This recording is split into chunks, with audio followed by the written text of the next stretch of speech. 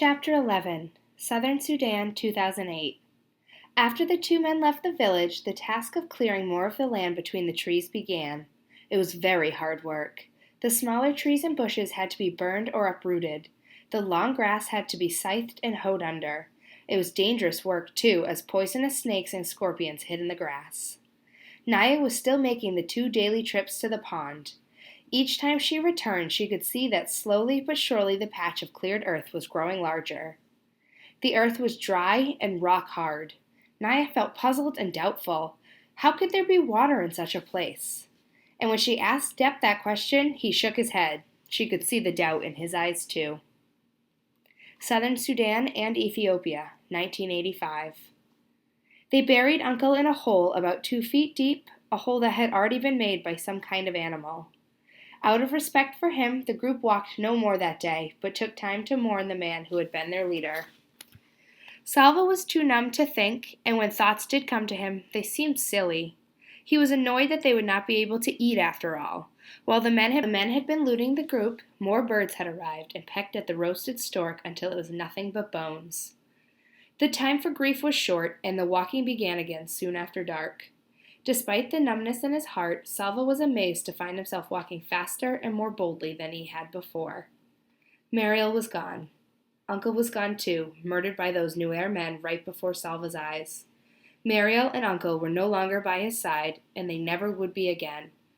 But Salva knew that both of them would have wanted him to survive, to finish the trip and reach the Atang refugee camp safely. It was almost as if they had left their strength with him to help him on his journey. He could not think of any other explanation for the way he felt, but there was no doubt. Beneath his terrible sadness, he felt stronger. Now that Salva was without Uncle's care and protection, the group's attitude toward him changed. Once again, they grumbled that he was too young and small, that he might slow them down or start crying again, as he had in the desert.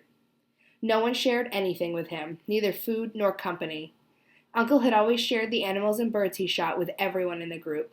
But it seemed they had all forgotten that, for Salva now had to beg for scraps, which were given grudgingly. The way they were treating him made Salva feel stronger still. There was no one left to help me. They think I am weak and useless. Salva lifted his head proudly. They are wrong, and I will prove it.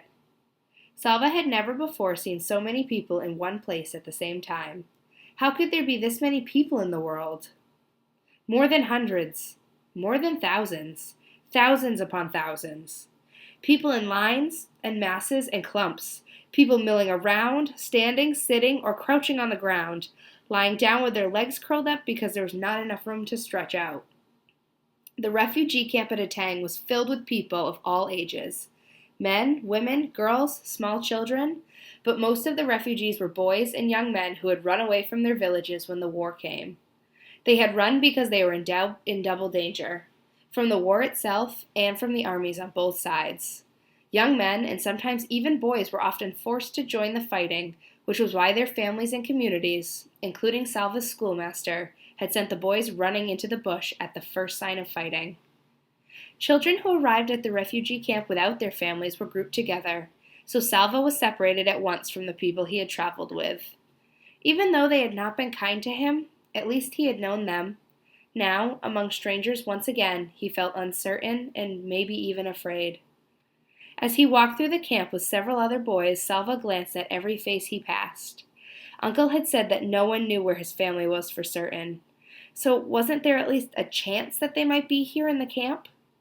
Salva looked around at the masses of people stretched out as far as he could see. He felt his heart sink a little, but he clenched his hands into fists and made himself a promise. If they are here, I will find them. After so many weeks of walking, Salva found it strange to be staying in one place. During that long, terrible trek, finding a safe place to stop and stay for a while had been desperately important. But now that he was at the camp, he felt restless, almost as if he should begin walking again.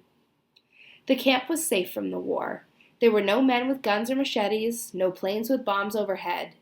On the evening of his very first day, Salva was given a bowl of boiled maize to eat, and another one the next morning. Already things were better here than they had been during the journey. During the afternoon of the second day, Salva picked his way slowly through the crowds. Eventually, he found himself standing near the gate that was the main entrance to the camp, watching the new arrivals enter. It did not seem as if the camp could possibly hold any more, but still they kept coming. Long lines of people, some emaciated, some hurt or sick, all exhausted. As Salva scanned the faces, a flash of orange caught his eye. Orange. An orange headscarf. He began pushing and stumbling past people. Someone spoke to him angrily, but he did not stop to excuse himself. He could still see the vivid spot of orange. Yes, it was a headscarf. The woman's back was to him, but she was tall like his mother. He had to catch up. There were too many people in the way. A half sob broke free from Salva's lips. He mustn't lose track of her.